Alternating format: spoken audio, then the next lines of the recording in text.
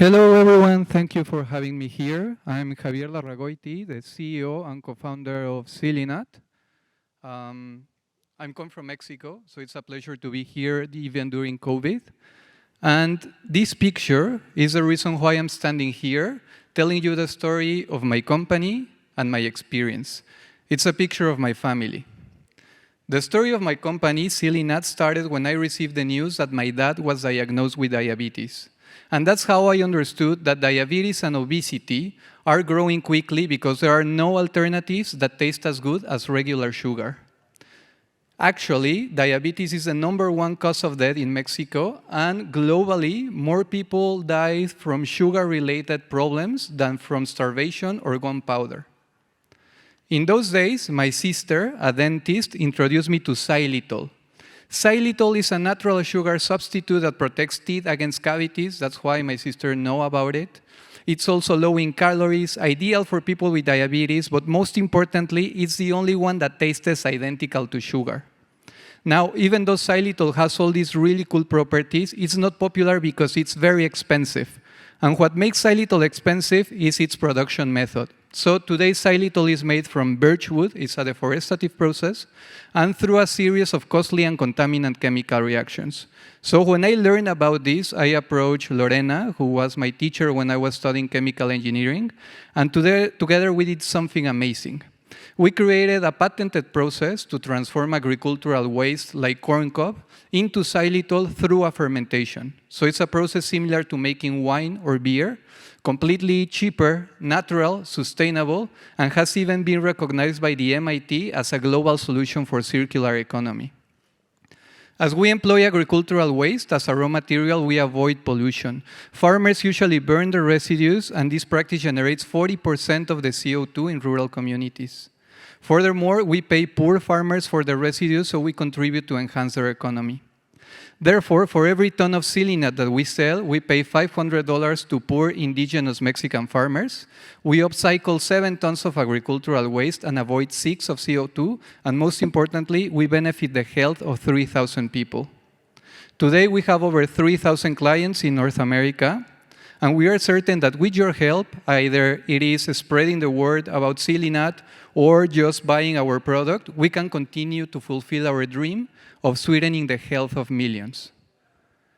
What I just did in 2.5 minutes is actually a pitch. And this is a pitch I usually do for investment or in contests for getting free money for the company, or just to let other people know about our history and our project. And it has actually been a very successful pitch. Through this pitch, we have won some international competitions and acquired more than $500,000 of free money to use in our company.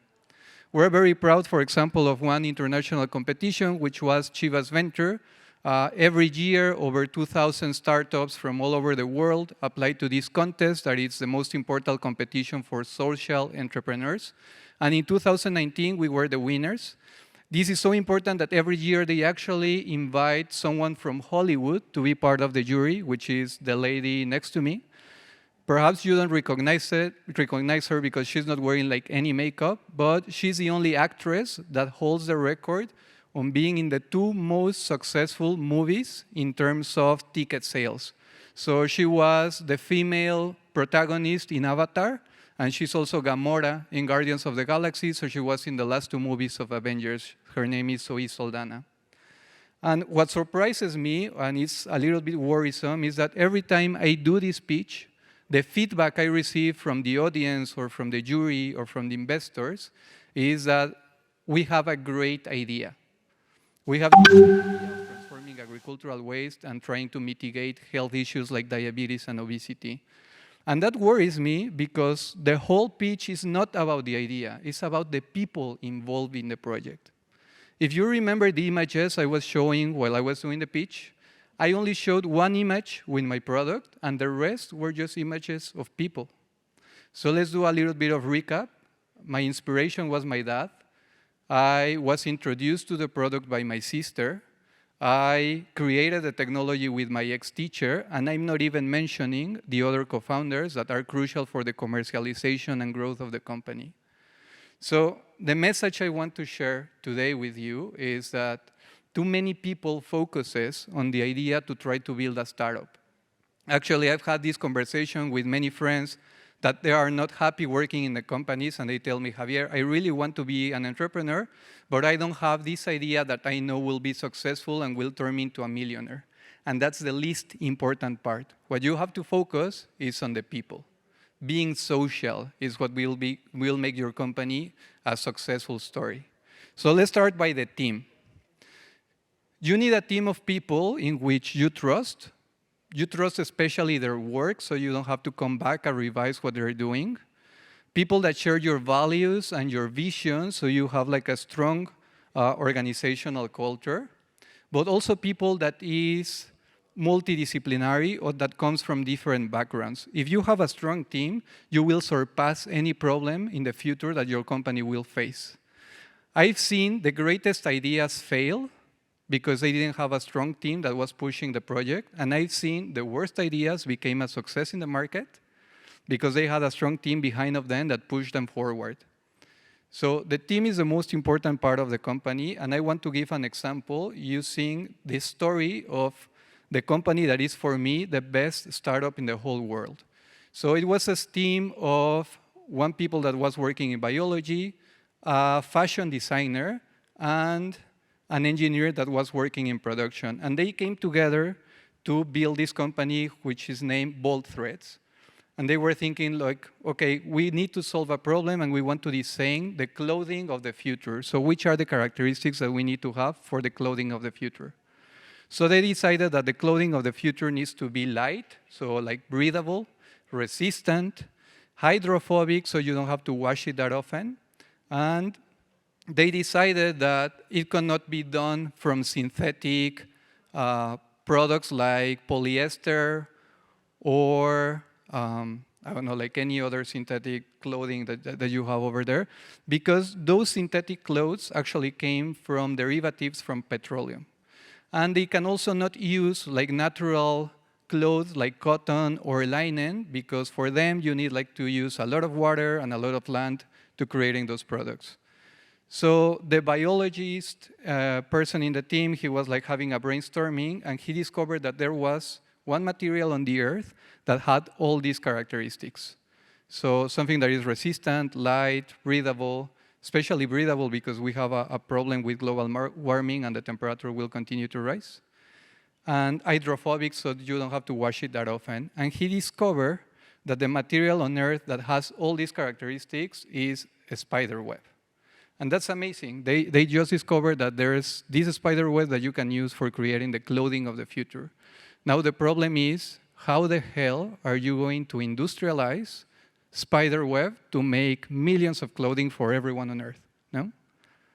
And of course, like you cannot have like I don't know, like facilities for milking the spider web of spiders. That's impossible. Or you cannot have like big forests and then go in the forest picking the spider web, like is it cotton candy or something like that. So what they came on, and this is important, so having a strong team, like everyone, when they said like, yeah, let's build clothing from spider web, that will kill the company. But if you have a strong team, you always find a way. So what they did is they extracted the DNA from the spider that allows the spider to make the spider web, and they transfected that DNA into bacteria, and we humans have been doing fermentations with bacteria in the last 100 years or more. That's actually how most vaccines were made before COVID. So that's how they became the #1 brand and only to create clothing made 100% of spider web.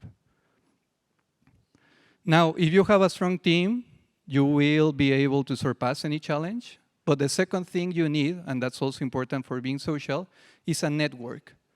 Sometimes the idea comes from the network, like my case. And sometimes the funding, the money that you need, the best advices, the mentors, all of that comes from the network, or even other team members.